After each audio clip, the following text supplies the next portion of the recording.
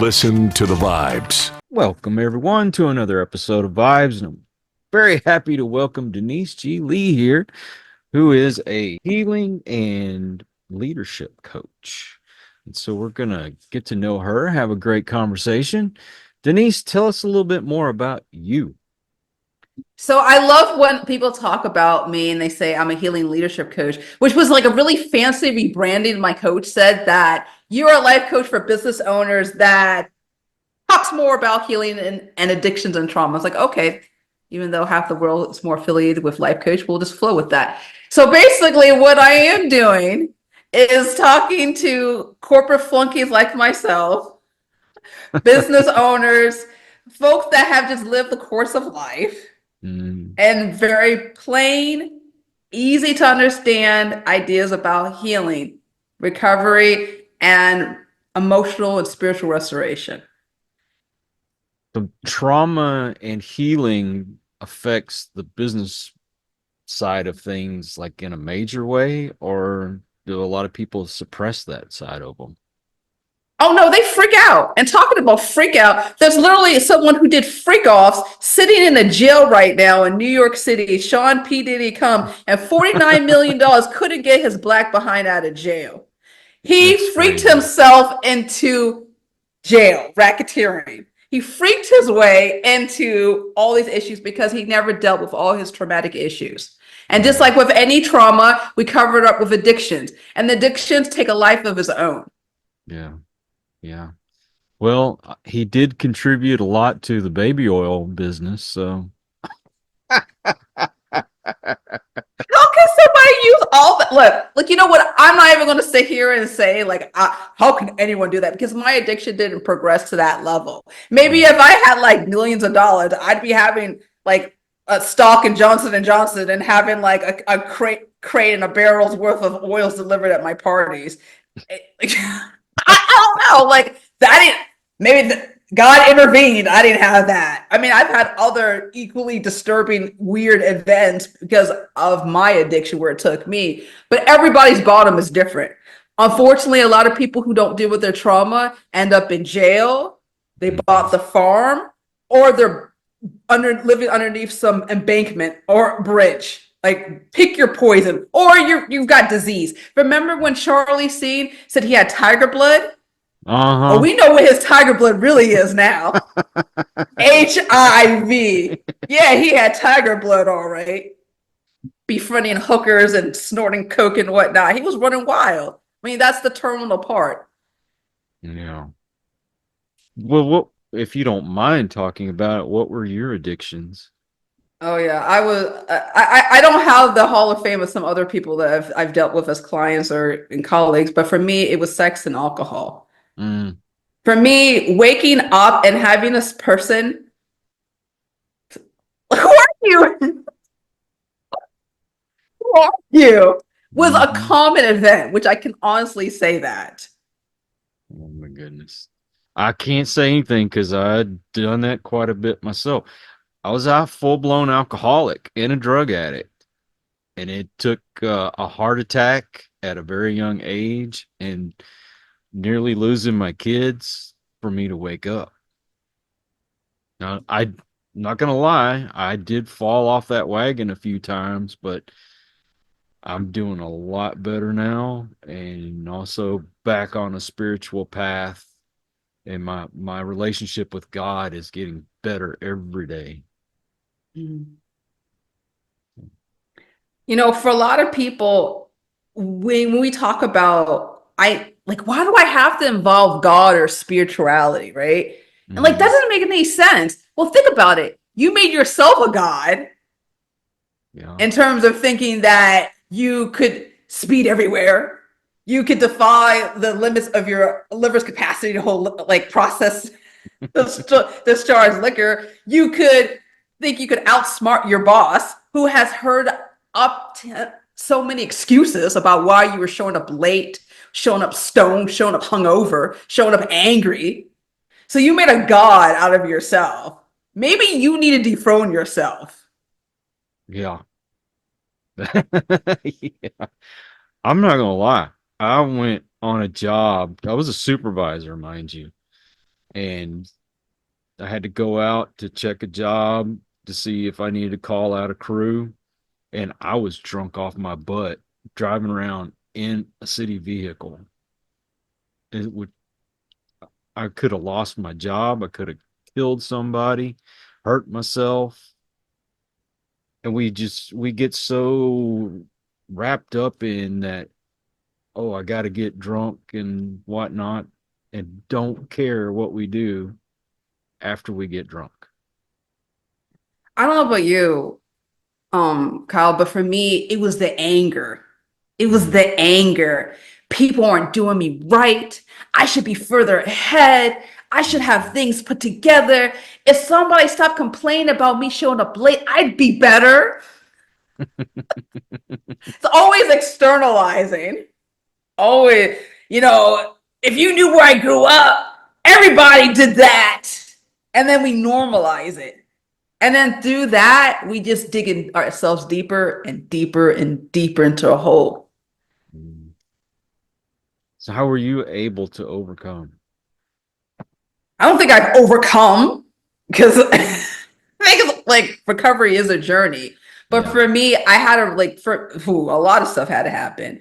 It was being threatened to be fired, ended up quitting anyway. It was me being yelled at, being booted out of business clubs because of my anger issues.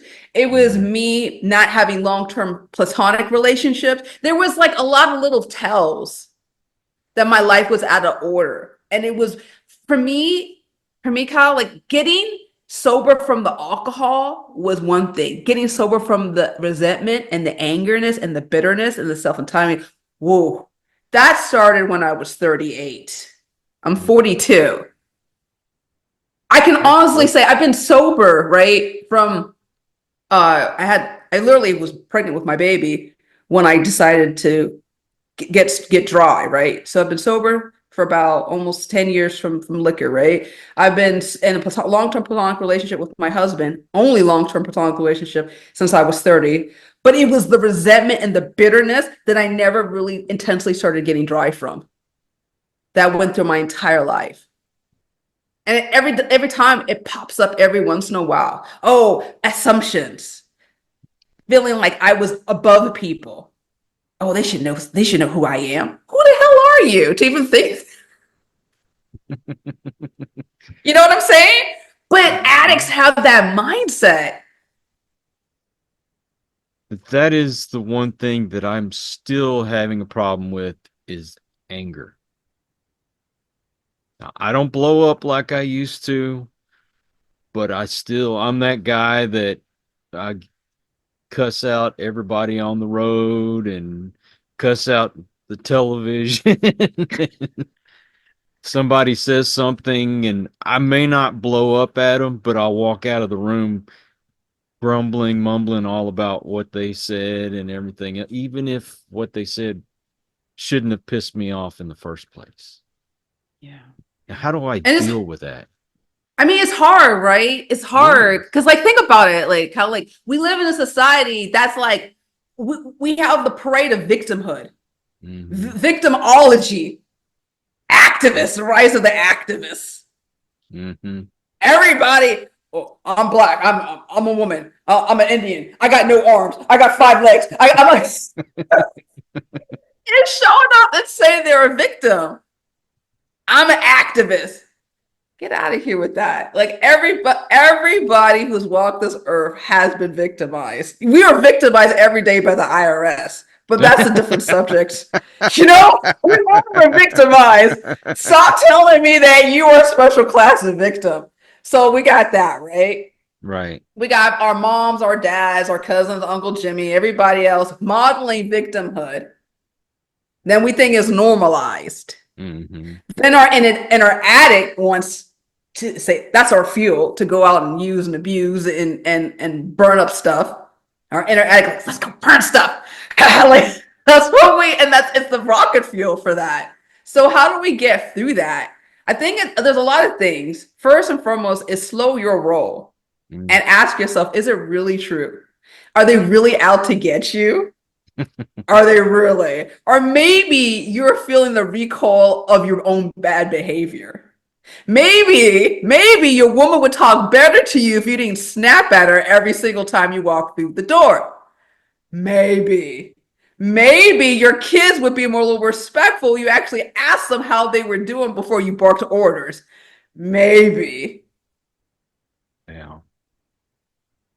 The funny thing is, okay, now I'm retired Yes. and I have a spinal disease and I'm not able to work anymore. Yes. That doesn't piss me off. Mm-hmm. Not being further along with the podcast and a few other aspects of my life. That's what pisses me off. Mm, mm, mm. You know, we were talking a little offline before we had this conversation, Kel, and I said, love, you have some whack ass people. Some whack ass people. And I'd be pissed having them on my show too. Because it's like, why am I so when we're like tolerating like stuff that we hate, we create and manifest our own reality. And by actually being clear, I'm like, you know what? I'm tired of stale ass people talking about stale ass things. I'm not interested in that. That's a hard pass. I don't even care if we're 10 minutes into the interview. Like, sorry, my dog's jumping and call. Like, let's not even do this. And I think this is hard because we live like we live in a society that says we have to be nice. We don't want to offend. You never know, they might be a stepping stone. No, that's a fantasy. When we're getting more aligned with the people and the ideas that just light us up, we don't get pissed because we're walking in our own authentic spirit. And get real gritty, get real nasty about, this is what I like and this is what I don't like. Are you in or out? Like, for example, Kyle, I had somebody message me. They're like, I'm having this call. I want you to jump in. I want you to communicate with me. And you know what, Kyle? In the past, I would respond politely and I said, I'm sorry, I can't do this. And I would say all these polite things. And I did this to this person. And now I just ignore the message. I just ignore the message. I've been clear. You're not listening. I don't need any more cortisol revving in my body. And so I'm not going to engage. Sometimes the best battles are the one that you choose not to put your foot on the battlefield. It's hard for me to tell people no. Baby girl, baby, we need to start saying no all day, every day. And like every time we say no, we're saying yes to us. Yeah. Because there are times, and the people might be wonderful, but they're so boring. They don't add anything to the conversation. I have to drag answers out of them. But I did, for me, oh gosh, I know I feel you because like I have a podcast myself and I would look at their accolades and everything and they seem great on paper. And then I start talking to them. Yes, hello, my name is Appleby Montgomery and I lead a Fortune 5,000 company. And here I am, like, and you can still like, it was like almost like they were reading off their own like teleprompter of their mind. And you're like, oh my gosh, are you here with me physically? Or are you reading off a script? Like, what's really happening? Back to Denise, I think that was a very good point. And you realize in this moment that I'm actually helping this person become more inauthentic through this interaction. Yeah. Yeah. And a life coach or transformational coach, what have you think would have more energy. But when you're dragging an answer out of someone, you ask them, well, tell me about your book. Oh, well, it's 185 pages and it's about, business transformation. Oh, okay. Is there more to it? Well, there's a couple of things that are happening, right? First and foremost, I've been doing this for 5 years as a podcaster. I've been recently doing interviews. And I always think to myself, people are spending their energy, that could otherwise be watching cat videos or Mr. Beast videos, okay, or whatever Kardashians. I'm sorry, Kardashians. Sorry, that was a slip of the tongue. Car crash. Sorry about that. They could be either doing that, right, or The View, that train wreck of a show of those shrill women, or they could be learning about things that can help them heal. And if you're used to all that drama and that chaos, you're literally high off of chemicals like norepinephrine, cortisone, adrenaline, the same things that you can make a woman lift a car up and drag her kid out. It's the same kind of energy that lives online. And so if a coach is aware of that, right, they're trying to put up that energy that they would otherwise not, they would try, the listener or consumer would try to find elsewhere. Because I'm a recovering junkie. So I know. A junkie knows what a junkie knows. A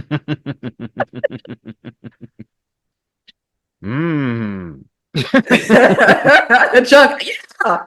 I mean, yeah. And if you really are a coach, you get down and dirty and you talk real. Why are we talking G-rated general audience stuff when these folk are living X and MA lives? Yes. See, that was a point I brought up the other day talking with someone when I would go to, say, a therapist. Mm-hmm. If all they had was a piece of paper on the wall, okay, you might know the words to say, but if you've not lived it, I can't relate to you. I relate better to someone who has hit rock bottom and finally had that epiphany and said, I need to get my act together. I don't want to end up further down than what I already am. But somebody who just says, well, the experts say that you have to do this and you have to do that. And hey, I'll give you a kind of an example. I worked for the city of Pasadena, right? Yes. And they hired these people from straight out of college, what have you, and they've got these engineering degrees and yada, yada, yada. Okay, but the guys that worked for me, they were the guys in the hole putting pipe together, doing this, that, and the other, and they could look at a job and say, this is going to work, but this is not going to work. But the guy that got his degree says, oh, well, I want you to do the job this way. And my guys will come back and say, it's not going to work, man. And then you try to tell them, hey, this isn't going to work, but I have a degree. I know what I'm talking about. No, you don't. That's the way some life coaches and therapists are. I mean, if you ask me, I think it's a shield for their own issues that they never really dealt with. And so instead of owning their own stuff, they try to prop themselves up on their own pedestal, wobbly pedestal, and look down so they don't have to feel the hurt and their pain that they feel. So all their hurt and their pain, they're literally trying to mount themselves and deflect and trying to say, well, if you read this or you knew all this stuff, and the reality is they never even internalized what they read. Mm-hmm. They've never even dealt with their own stuff. And it shows through their stale, I was about to curse, their stale language. I had to edit myself in that moment. Thank you. Save me some work.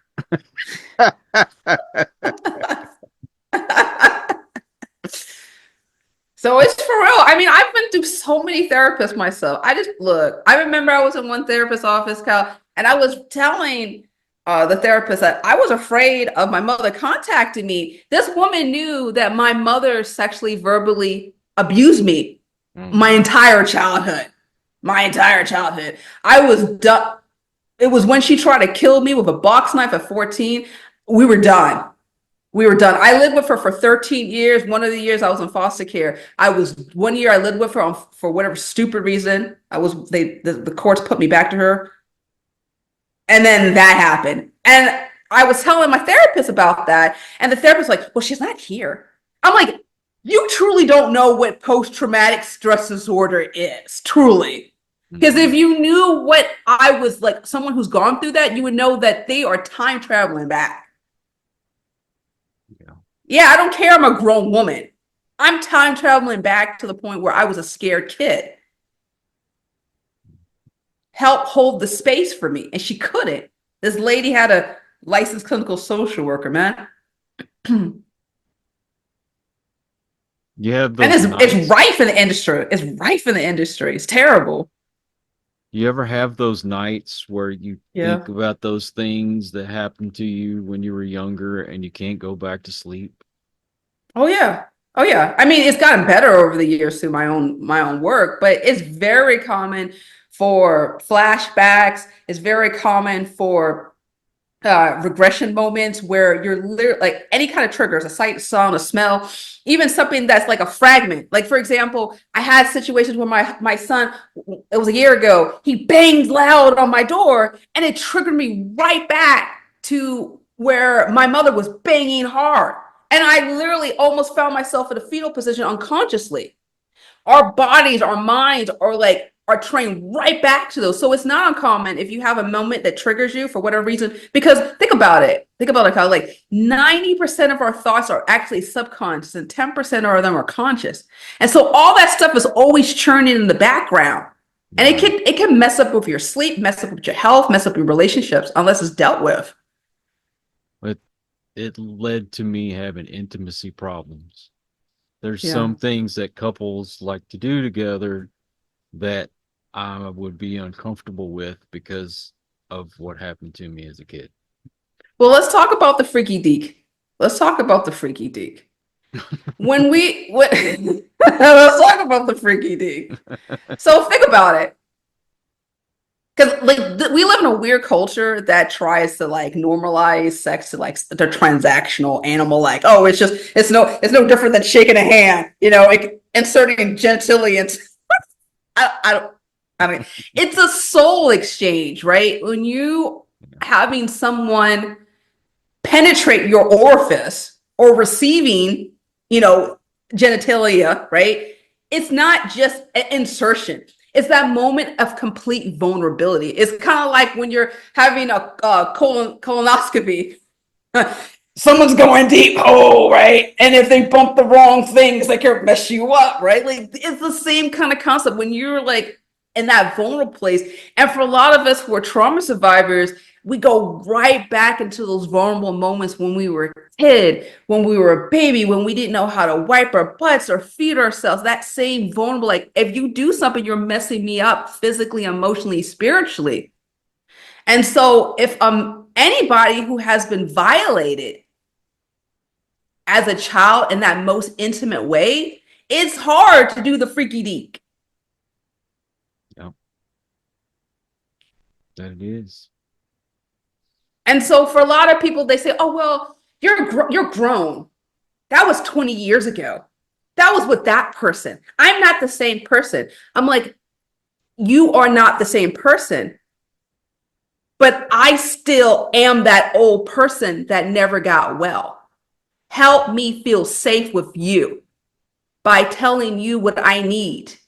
And if we need to do slow, comforting emotions in a non-sexual way, get comfortable with slow, rhythmic, like movements when the lights aren't dimmed, when the kids aren't asleep, so we can prepare ourselves so when we actually get more intimate, we feel safe. And there's going to be times where, as people are doing their healing and trauma work, they're like, "Yo, look, don't touch me. It ain't you, about me." And if a partner really gets that, Kyle, like they'll be able to be like, "Okay, well, let's do artwork. Let's hold hands. Let's like prayer." That's an extremely form of intimacy that can help you be bonded physically. And so a lot of this other stuff should happen before you do the freaky deek. I'm gonna be saying that all day now. The freak. Hey, dear. Freaky deek.